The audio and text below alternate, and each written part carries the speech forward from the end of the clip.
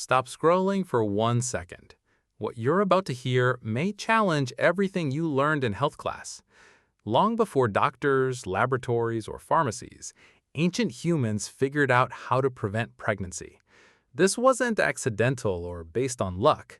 It was the result of thousands of years of precise botanical knowledge that modern science is only now beginning to fully understand. Remarkably, some of these ancient methods worked better than what's currently in your medicine cabinet. Let's go back 50,000 years.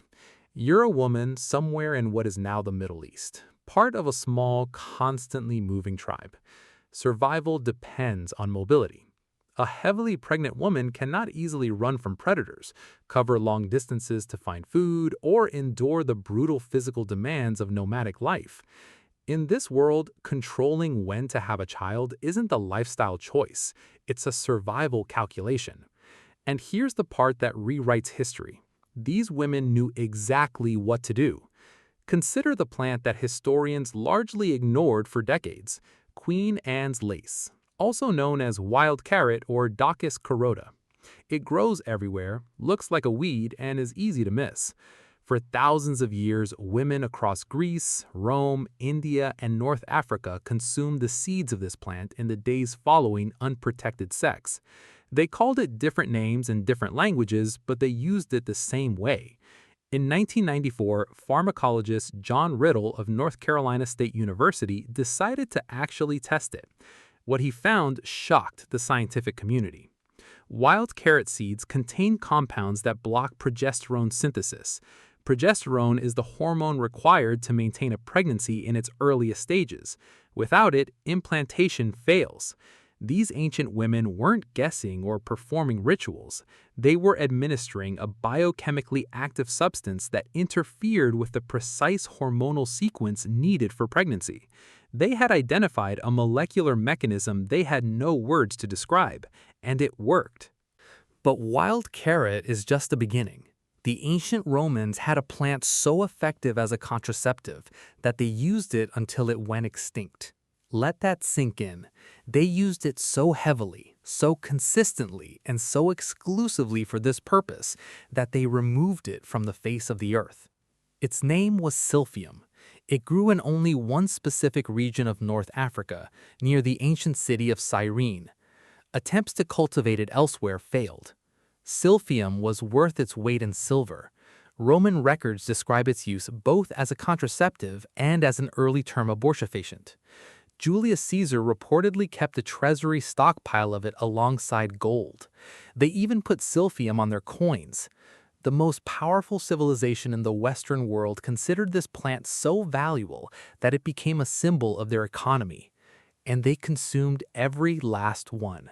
The last recorded mention of silphium appears in the 1st century AD. After that, silence. The Roman Empire's demand for birth control literally drove a species to extinction. But here's the twist that few people see coming. Modern scientists have been quietly trying to identify silphium from historical descriptions. If they can determine its genetics, they might find the related species still alive. A 2022 study published in the journal Plants proposed that silphium may have been a species of Ferula, a genus that still exists today. Several Ferula species contain compounds with documented effects on fertility. We might not have lost silphium completely. It could be growing somewhere right now, unrecognized and unstudied, waiting. The Romans aren't even the most sophisticated example.